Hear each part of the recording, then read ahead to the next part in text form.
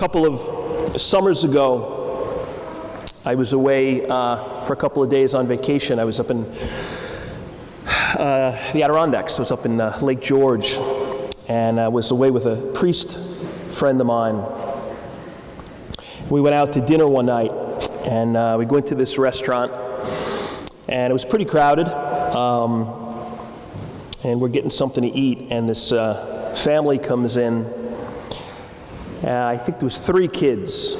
The youngest was probably about 2. And they sit down and they're, kind of getting settled. And then the 2-year-old starts to cry and really cry, really started to kind of scream. And anyway, the mom kind of got him, and I forget what she was trying to. I don't know if she gave him something to eat or a toy or tried to distract him, but something. She was definitely trying to quiet him down, and it just wasn't happening. And then just the wheels fell off the bus. It just went from bad to worse. Complete, full-blown meltdown on this little guy's part. The more they tried to stop him or quiet him, seemed like the louder he got. And the whole restaurant kind of just stopped. You couldn't not. The kid was screaming so loud. Finally, the dad just picked him up and brought him out, I guess, to the car or to the parking lot, just to kind of get him out of that scene. Anyway, there was a family sitting next to us, seated next to us, and I'm kind of looking at them. They had older kids, and I felt like I was reading their mind. The look on their face was like, man, thank God those days are over. And then my priest friend and I, we ordered another drink and toasted celibacy at that moment.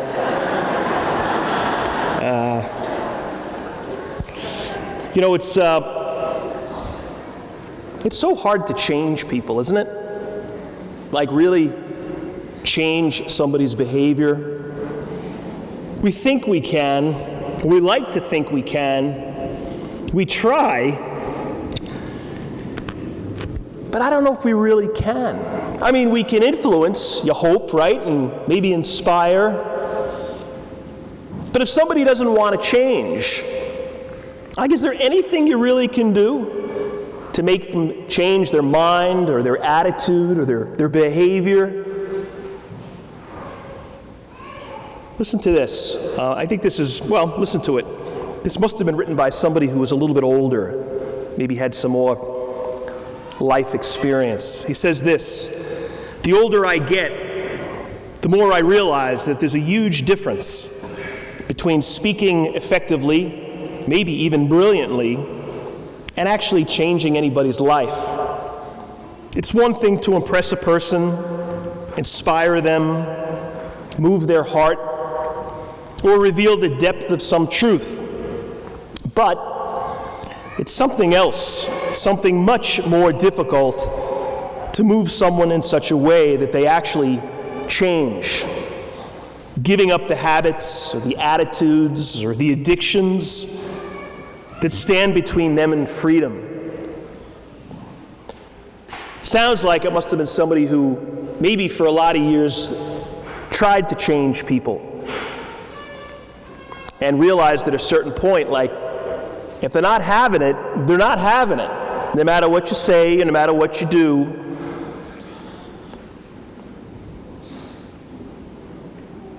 I think there's truth to that. It's kind of sobering, it's kind of humbling, but I think it's kind of true. Think alcoholic. Think drug addict. Maybe you've had an experience with someone in your life who's battled, the demons of addiction. I'll bet you got to a point where you were like, I just run out of things to say. I can't find any more ways, creative ways, of getting to this person. I've tried so many perspectives and angles and approaches. You gotta stop. You gotta stop this. But like, they won't, they don't, they can't. And I think like you realize, most of us, like at a certain point, there's nothing I can say that's gonna make you stop. Like you run out of, you realize like my tank is empty. I got nothing left. I can't change them. Maybe they can't even change themselves. But I know I can't. That's discouraging, but it's also maybe like a little freeing. Because I've stopped trying to do the impossible. And I'm not saying we give up on people, and I'm not saying we look the other way, and I'm not saying we don't challenge people at all. But like if they're not going to change, I just don't think they're gonna. Come on, look at the 2-year-old. That 2-year-old was dependent on everybody for everything. And the people in charge couldn't quiet that little guy down. How about that's a 2-year-old. How about an older kid who's maybe not even a kid so much anymore? And it's taken this guy 7 years to not graduate from college. Like still hasn't gotten the degree. More incompletes, more D's and F's than you thought were possible. More changes of major, more different colleges that were attempted. You've tried everything. You just can't get through. Like they just won't study. They just won't work. They won't go to class. They just won't seem to commit. So at a certain point, you kind of stop. You become like that guy who wrote that quote, and you're like, you know what? All right, I'm no more speeches, no more threats. You just start praying for them. You pray that they mature. You pray that they kind of grow up and start, kind of being age appropriate. You kind of just turn it over to God. Because you're just like, man, I'm striking out. Somebody sent me this article not too long ago. It was about AA, Alcoholics Anonymous. I referenced AA and the 12 steps at a mass a couple of weeks before. So this person mailed me this article. It was a great article, just talking about the principles behind the 12 steps. They're unbelievable. Like they're amazing. They're almost like another gospel. I talked about this last night at St. Mary's, and a woman came up to me after Mass and she said, Al-Anon saved my life. She said, I was losing my mind because of my alcoholic husband. And I thought I had nobody to talk to. And the power of this community and the power of turning it over to God, she said, it saved my life. And she just kind of like walked away from me. She was so matter of fact. You know what I think happens sometimes when you talk about AA or the 12 steps? You're like, most people, or a lot of people, are like, well, I don't know. It's not a problem in my life or anybody in my life, so it's just not really that important to me. It's a great thing for people who need it, but I just kind of don't need it. I'm not an addict. I mean, nobody really in my life is, so I don't really need it. I'm not so sure. I beg to differ. And I'm not saying you got a drinking problem or a drug problem or somebody in your life does. I don't know. But I am saying this. I mean, aren't we all addicted to stuff? I mean, who's not addicted to something? And this is the problem. I think we always think of, what are you talking about? Like the guy who's sleeping in the gutter? The guy who got thrown out of his house because of the drug use? I mean, yeah. But But I'm not just talking about that. I'm talking about all kinds of addictions. Like, I think we exempt ourselves because we're not one of those people. But who's not addicted to something? How about this? You were married, and he cheated. Like more than cheated, he left. Like awful betrayal. Crushing, debilitating betrayal, the pain of that. But it continues, because continues to be awful. He's now with somebody, and my kids twice a month have to be with the two of them. And I have to almost undo what they experience every time they come back. I resent the fact that these two people have got an influence over my kids. He tries to buy their affection. Like, it's disgraceful. It's enraging. And I can't get past the anger. And I don't know, maybe you shouldn't get past it, but I'm paralyzed by it. I'm addicted to anger. Oh, there's maybe an addiction. It doesn't have to be just something we drink or inject or swallow.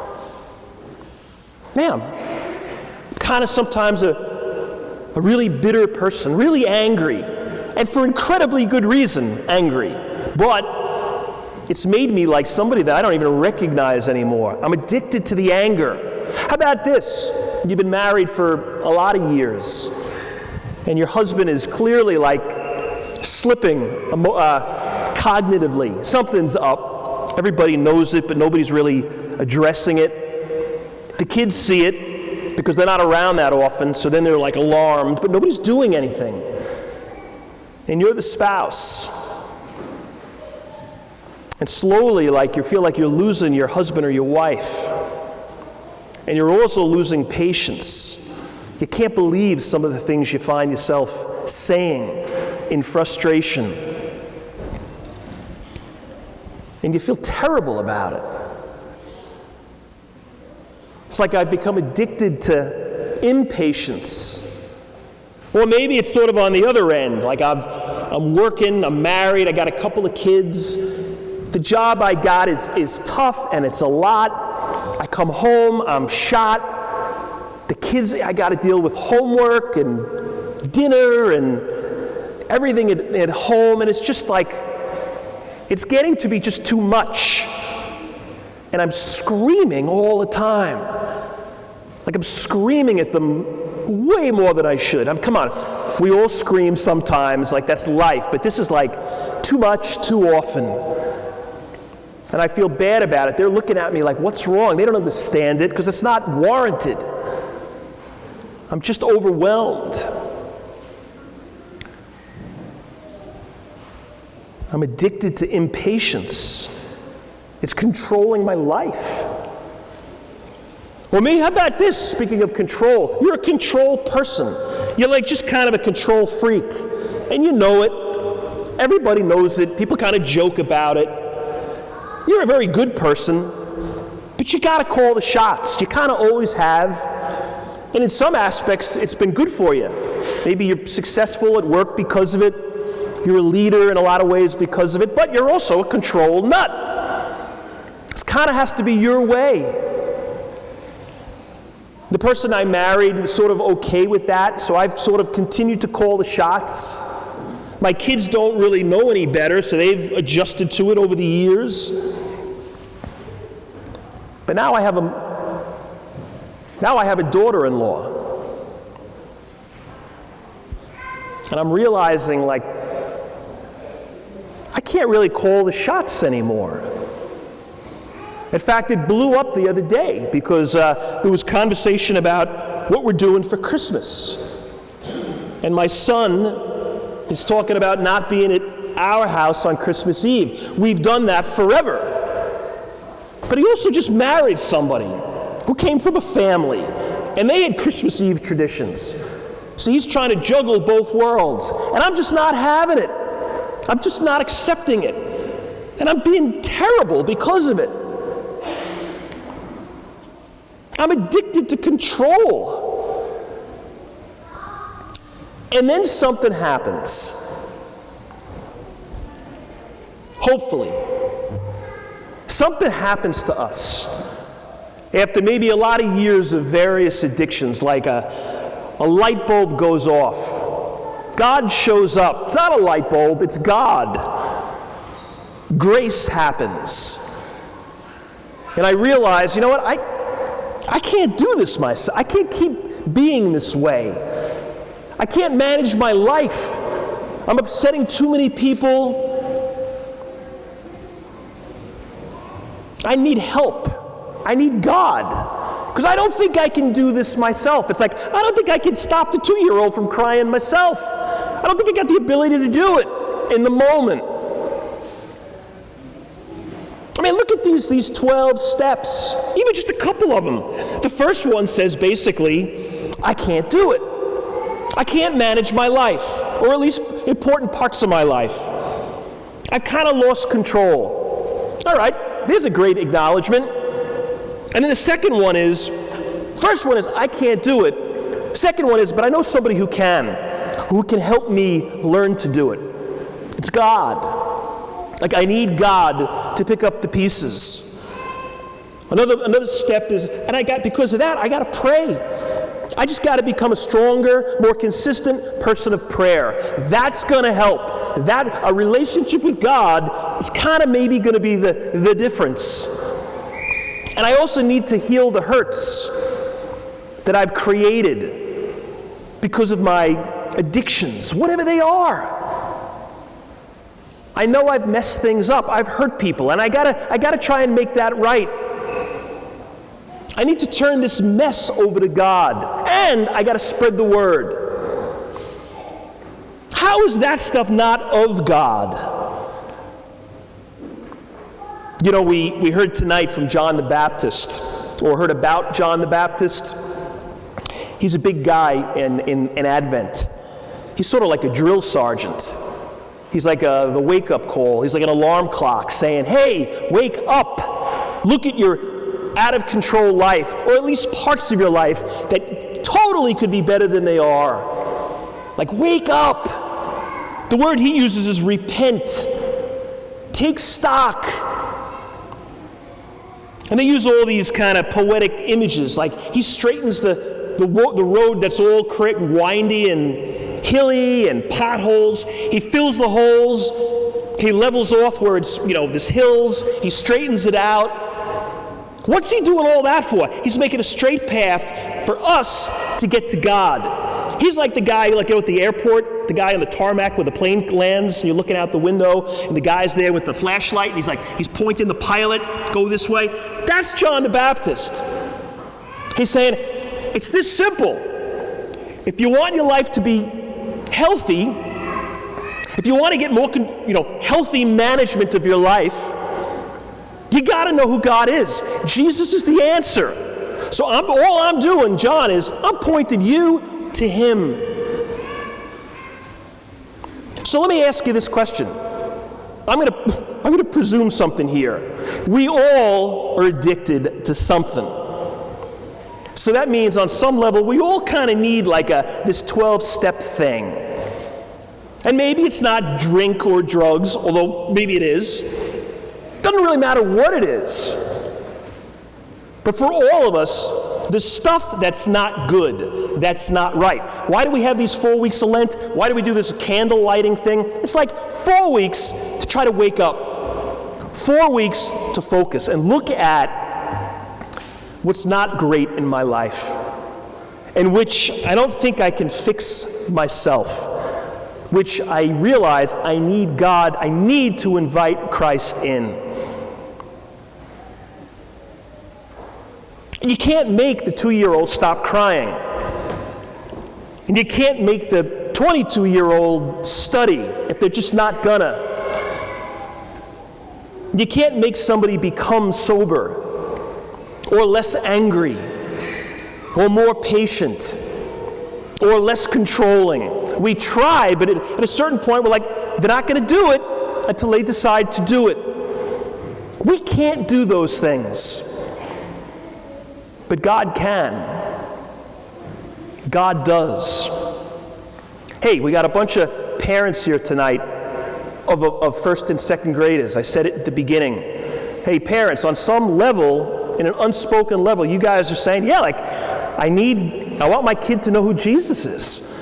Like, that's why we're here tonight. Like, I want my little girl or my little boy to have a relationship with Christ. Man, it's awesome. That's so smart. It's so 12-step. It's like, yeah, I know this much. Like, I can't do this myself. Life is tough. Thinking I can crack the code and solve every problem? Like, who am I kidding? Nobody can do that. Fools attempt to do it. So we need God. That's why we got a church. That's why we got sacraments. We need a Savior. We need to be saved.